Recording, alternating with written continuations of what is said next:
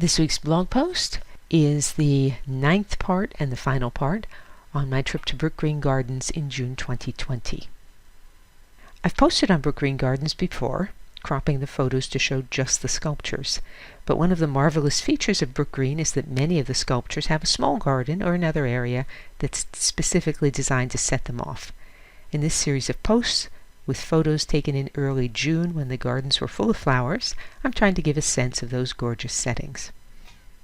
So first, we're looking at Diana, 1891, by Augustus St. Gaudens, one of America's best sculptors. This is an excerpt from my book, Artist Entrepreneurs, St. Gaudens, McMonnies and Parrish, and it's discussing the original version of the sculpture of Diana. This gilt figure of a naked woman balances on one leg and draws a bow. Beginning in 1891, she stood atop the second Madison Square Garden, an all-purpose pleasure palace at Madison Avenue and 23rd Street. That's this version. Diana was poised 42 feet higher than the Statue of Liberty, higher than the tallest Manhattan building. She was the first thing in Manhattan that the sun touched in the morning and the last thing it touched at night.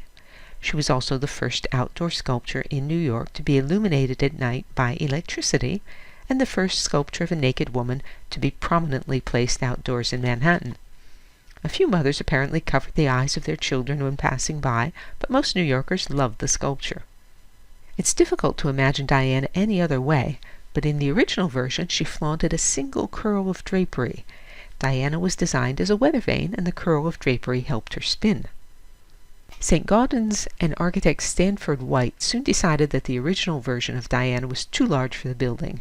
They removed it temporarily to one of the buildings at the Columbian Exposition in Chicago. That's down here. The fire that ripped through the fairgrounds also destroyed that version of the sculpture. On Madison Square Garden, a smaller Diana, 13 feet rather than 18, was erected. That one eventually ended up in the Philadelphia Museum of Art, which is down here, this version. I've given you a link in the blog post to other versions of this Diana. Next up, The Fountain of the Muses, 1955, by Carl Milles. This includes figures representing a poet, an architect, a musician, a painter, a sculptor, the goddess Agenippe, who I'd never heard of before this, and I'm a classical scholar, a centaur, and a faun. Milles's description of the fountain's symbolism is quoted on Brookgreen's site. I've given you the link to that. This is Samson and the Lion from 1941 by Gleb W. Derujinsky. On the left is my photo of the sculpture in the distance as it sits in the fabulous Palmetto Garden. As often at Brookgreen, the sculpture gains a lot just by being given plenty of space to breathe. Next, a griffin on the left from 1917 by Paul Manship, who created the Prometheus at Rockefeller Center and many, many other works. Manship was one of the leading American sculptors of the 20th century.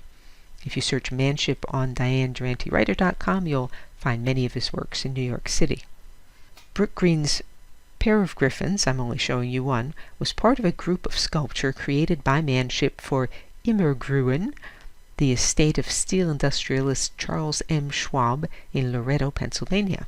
The griffins at Brookgreen remind me vividly of a pair of sphinxes by Manship at the Untermeyer Gardens in Yonkers, created for another very wealthy man. Next up, Diana of the Chase, 1922, by Anna Hyatt Huntington. Huntington's Young Diana, which was done about 2 years later, is in the Outdoor Sculpture Gallery at Brookgreen. I've given you a picture of that on the far right. I happen to like Young Diana better than Diana of the Chase, but they're both quite nice. And here we have Anna Hyatt Huntington's Lions, 1930. There are marble versions of these guardians at the entrance to the Hispanic Society of America in New York City. And I've given you a link to a blog post on my site that shows more of Huntington's sculptures at the Hispanic Society. The globes between the paws, I don't know if you can see, show two separate hemispheres of the world. The one at the upper right, you can see the outline of Africa there. This is one of the lions and Diana of the Chase in the distance, in the very large oval pool that she lives in, or sits on. If you're interested in visiting Brookgreen, I've given you their URL at the bottom of the screen. DianeDuranteWriter.com has hundreds of posts on sculpture, painting, and my many other obsessions. To join the free Sunday Recommendations email list, visit the URL that's on the screen or email me.